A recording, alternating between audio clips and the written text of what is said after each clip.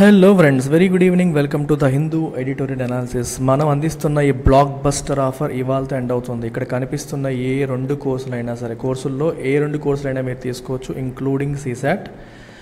వాటిని మీరు 15,000 రూపీస్కే పొందొచ్చు. నార్మల్గా అయితే 10 and 10, now 10 + 10 you are getting it for 15, అంటే 5,000 రూపీస్ డిస్కౌంట్ అనేది మీకు లభిస్తుంది. 22 జూలై వరకు మాత్రమే ఈ ఆఫర్ అనేది ఉంది. తర్వాత ఎక్స్టెండ్ చెయ్యబోవట్లేదు. సో కోర్సెస్ పైన మీకు లైఫ్ టైం వ్యాలిడిటీ కూడా ప్రొవైడ్ చేయడం అనేది జరుగుతుంది. వీటన్నిటిపైన కూడా మీకు లైఫ్ టైం వ్యాలిడిటీ ఉంది. సో ఈ నెంబర్కి మీరు కాంటాక్ట్ చేసి ఎనీ టైం జాయిన్ అవ్వచ్చు. మన వెబ్సైట్లో కోర్సెస్ ఎలా ఉంటాయో మీరు చెక్ చేయొచ్చు.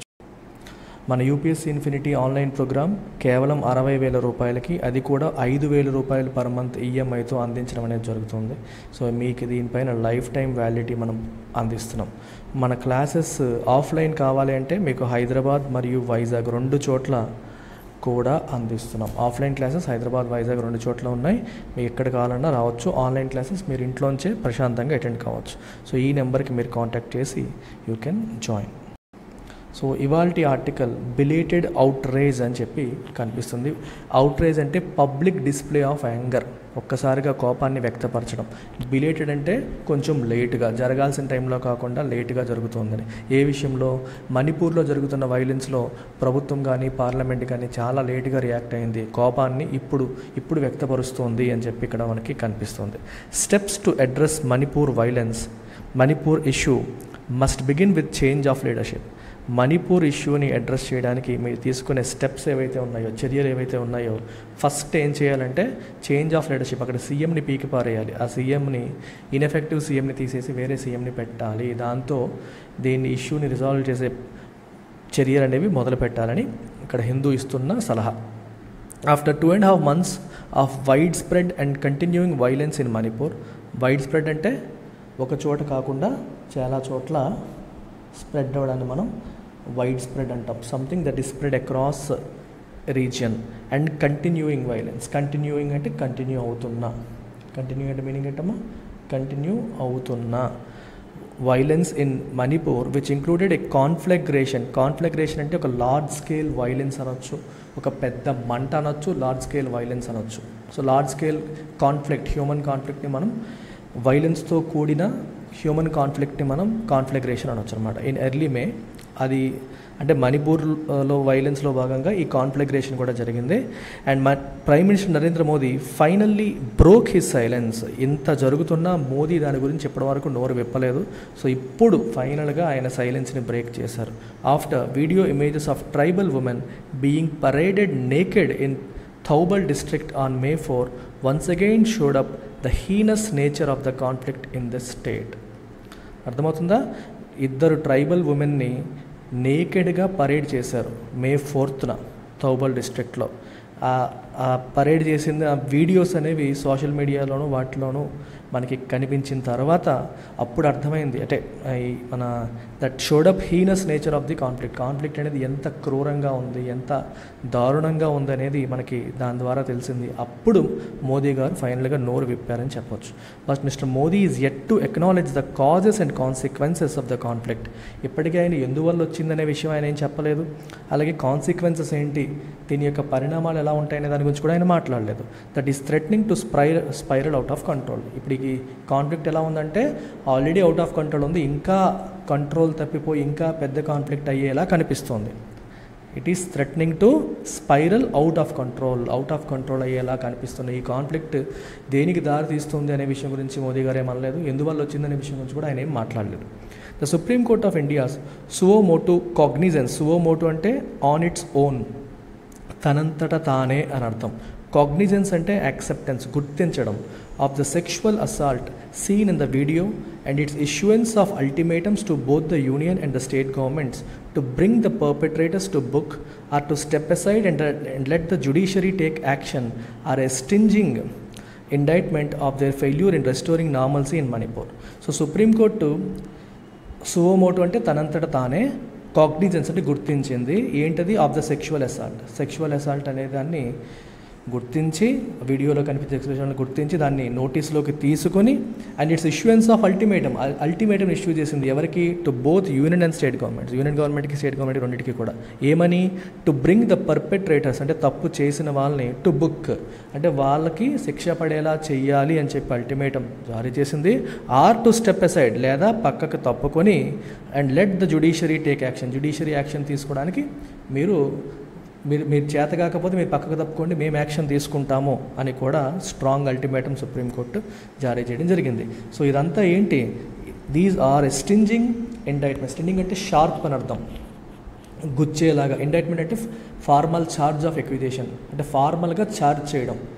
రెండు కేంద్ర ప్రభుత్వం మరియు రాష్ట్ర ప్రభుత్వం చేతగానితనం ఇది అని చెప్పి సుప్రీంకోర్టే చెప్తున్నట్టు కనిపిస్తుంది అనమాట. Of their failure in restoring నార్మల్సీని రెస్టోర్ చేయడంలో మీ రెండు ప్రభుత్వాలు కూడా ఫెయిల్ అయ్యాయి అని చెప్పి సుప్రీంకోర్టే స్ట్రైట్ ఫార్వర్డ్గా చెప్తున్నట్టు మనకు కనిపిస్తుంది. మీకు చేత కాకపోతే మేము రంగంలోకి దిగుతామని చెప్పి మేమే అల్టిమేటం జారీ చేస్తాము, మేమే ఆర్డర్స్ పాస్ చేస్తామని జ్యుడిషియరీ అంటోంది. After outrage expressed by members of parliament and political representatives cutting across the party lines, Mr. Modi, who has maintained a conspicuous and unexplained silence on the rising violence in Manipur, weighed in on the crime and promised punishment of the guilty.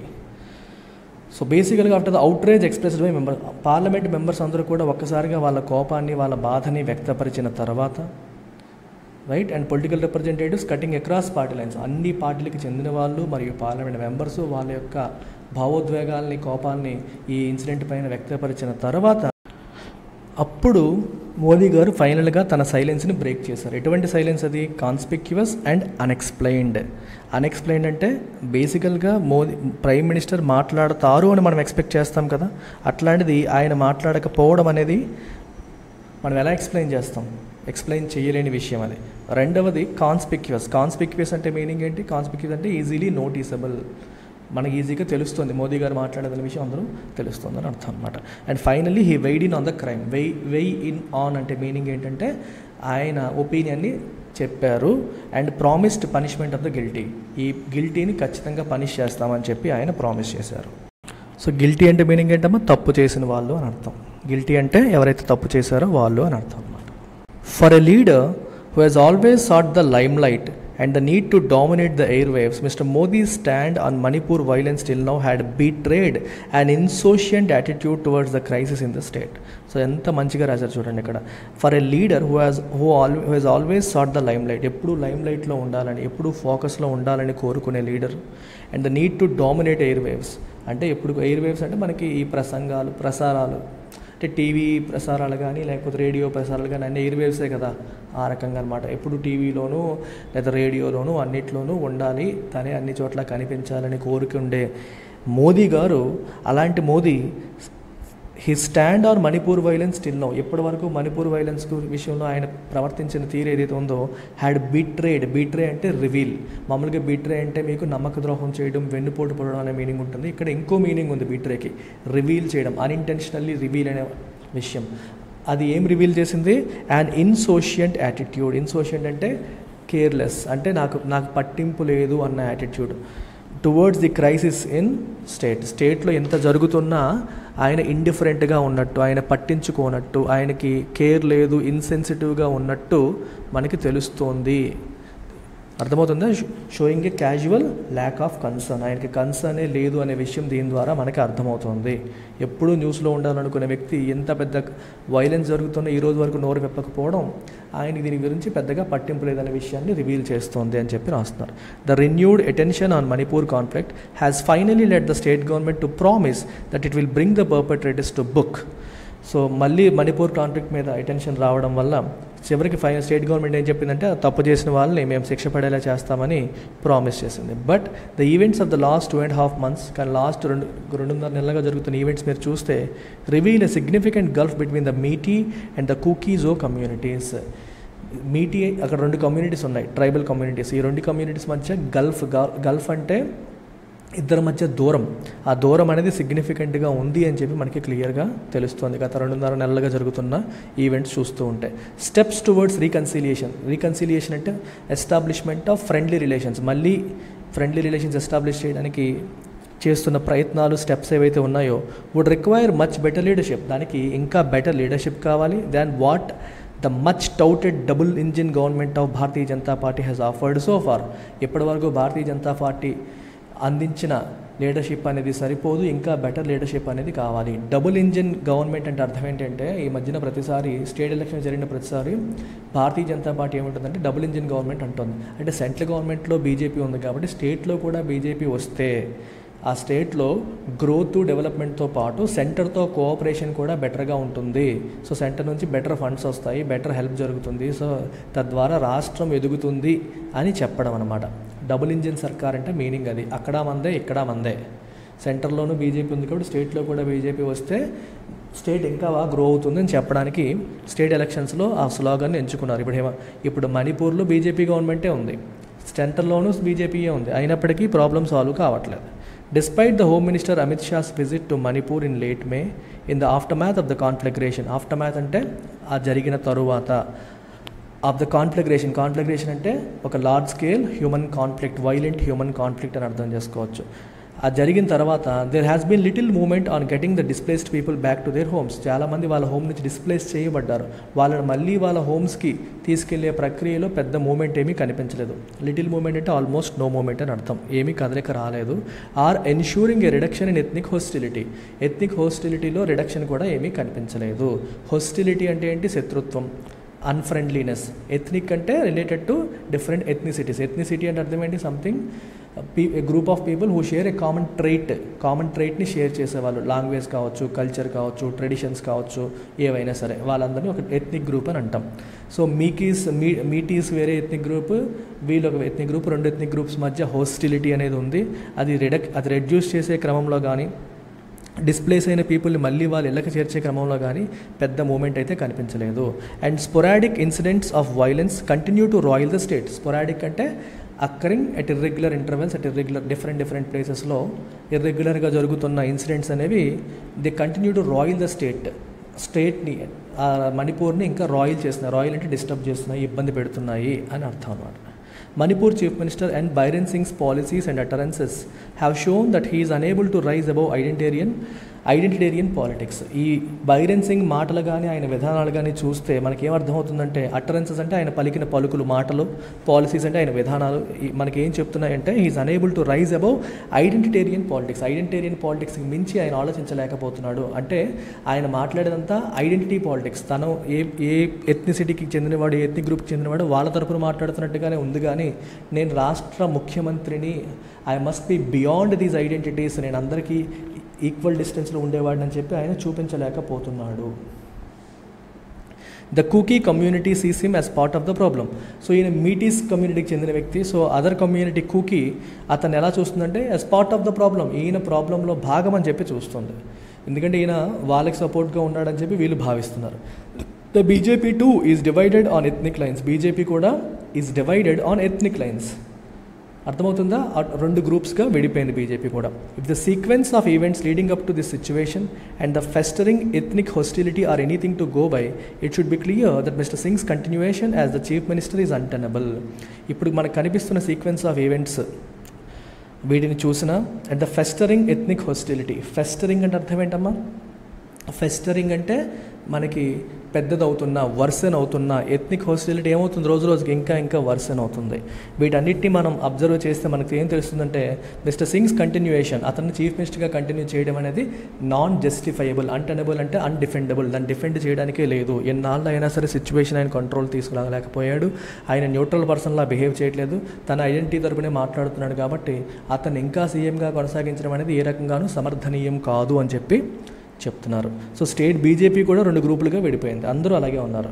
But the BJP seems loath to antagonise majoritarians who support allows Mr Singh to retain power. కానీ ఈ టైంలో అతను remove చేస్తే అతను ఏ ethnic గ్రూప్కి చెందిన వ్యక్తి? మీటీస్కి. So వాళ్ళని యాంటగనైజ్ చేసినట్టు ఉంటుంది, అంటే వాళ్ళకి కోపం తెప్పించినట్టు ఉంటుంది. సో దానికి బీజేపీ సిద్ధంగా లేదు. If you are loath to something you are reluctant, you are unwilling. So వాళ్ళకి కోపం తెప్పించడానికి బీజేపీ ఇప్పుడు సిద్ధంగా లేదు అని చెప్పి తెలుస్తోంది. వాళ్ళ సపోర్ట్తో ఆయన ఇంకా పవర్ని నిలబెట్టుకుంటూ వెళ్తున్నాడు. ఈ టైంలో ఆయన రిమూవ్ చేస్తే వాళ్ళ కమ్యూనిటీ వాడిని తీసేశాడని చెప్పేసి వాళ్ళు కోపం ఇంకా హింసకి పాల్పడే అవకాశం ఉందని బీజేపీ యొక్క భయం. By mister Singh's government has finally sought to take action against the crime committed on May 4 by arresting 4 men following the outrage. More needs to be done to reverse the hostile situation. May 4 జరిగిన crime విషయంలో ఒక నలుగురిని ఇప్పటికీ arrest చేసినప్పటికీ ఇంకా ఈ hostile సిచ్యువేషన్ని కంప్లీట్గా రివర్స్ చేయడానికి ఇంకా చాలా చేయాలి. ప్రజెంట్ ఉన్నది సరిపోదు.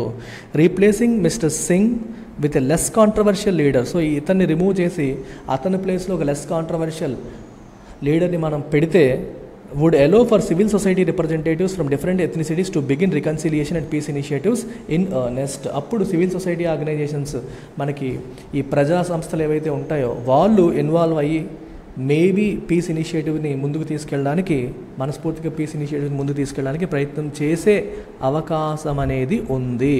ఎందుకంటే కాంట్రవర్షియల్ ఫిగర్స్ ఉన్నప్పుడు ఎవరు ముందుకు రారు. ఓకేనా? సో ఇన్ ఎర్నెస్ట్ అంటే విత్ గ్రేటర్ ఇంటెన్సిటీ. ఓకే, ఒక్క ప్రభుత్వం చేసేది కాదు, రాజకీయ పార్టీలు చేసేది కాదు, స్వచ్ఛంద సంస్థలు, ఎన్జిఓస్ వీళ్ళు కూడా ఇన్వాల్వ్ అయ్యి ఈ సమస్యని పరిష్కరించడానికి ముందుకు రావాలి. అంటే అటువైపు ఉన్న వ్యక్తి న్యూట్రల్ పర్సన్ అయి ఉండాలి, సీఎం అందరూ యాక్సెప్ట్ చేసే వ్యక్తి అయి ఉండాలి, అందరికీ యాక్సెప్టబుల్ అయ్యే వ్యక్తి అయి ఉండాలి. ప్రజెంట్ ఉన్న chief minister is not acceptable to everyone. అందుకని సమస్య పరిష్కారం కావట్లేదు. ఎక్కడ వేసిన గొంగలి అక్కడే ఉంది. ఎన్ని రోజులైనా సిచ్యువేషన్లో మార్పు రావట్లేదు. సో ఇదమ్మా కదా. సో ఆప్షనల్ ఇన్ఫినిటీ మనం ఇవన్నీ ఇక్కడ కనిపిస్తున్న కోర్సెస్ అన్నీ మనం అందిస్తున్నాం. వీటిలో ఏది కావాలన్నా మీరు జాయిన్ కావచ్చు. కనిపిస్తుంది ఫీజు ఇక్కడ. మీకు ఇక్కడ డౌట్స్ ఏమైనా ఉంటే ఈ నెంబర్కి కాంటాక్ట్ చేయండి. కోర్స్ పైన లైఫ్ టైం వ్యాలిడిటీ ఉంది. Take care, bye.